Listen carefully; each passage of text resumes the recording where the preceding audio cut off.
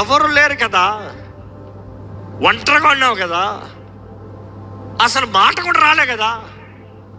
కానీ నీలో ఉన్న ట్రామా, ఈరోజు సైకాలజిస్ట్ చెప్తారు అనేక మంది ట్రామాస్ని బట్టి జీవితంలో ఫ్రీనెస్తో బ్రతకలేకపోతున్నారంట.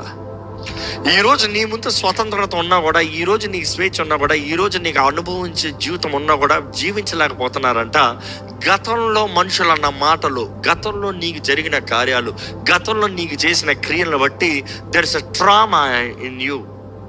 ఒక యాక్సిడెంట్, ఒక ఇన్సిడెంట్, ఒక ఫెయిల్యూర్, ఒక అవమానం, ఒక దూషణ, ఒక బాధ, ఒక వేదన బట్టి ఒక ట్రామాలో ఉన్నావు నువ్వు.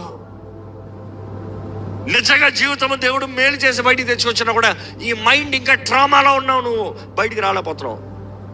ఎప్పుడో ఎవరో నన్ను ఇట్లా అన్నారు, ఎప్పుడో ఎవరో నాకు ఇది చేశారు, వారు పలానా రోజున నన్ను దోచుకున్నారు, వారు పలానా రోజున నన్ను పాడు చేశారు, వారు పలానా రోజున అందరు కలిసి నన్ను హేళన చేశారు. ట్రామా. ఆ ట్రామాస్ కొరకు అపవాది వెతుకుతాడంట, ఎందుకంటే అవన్నీ వాడికి తలుపులంట.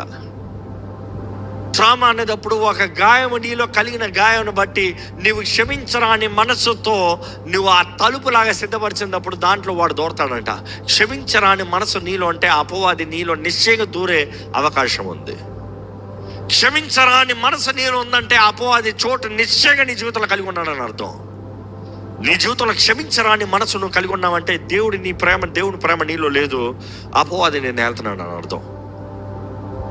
ఈ వ్యక్తిని ఆలోచించి చూడండి, ఒక్కడిగా ఉన్నాడు, బంధకాలతో కట్టిపెట్టిన బంధకాలు తెంపుకుని ఉన్నాడు, వస్త్రాలు లేవు, సిగ్గు లేదు, కామన్ సెన్స్ లేదు, గాయపరుచుకుంటున్నాడు, తన్ను తాను వేధించుకుంటున్నాడు, తన్ను తాను బాధపరుచుకుంటున్నాడు.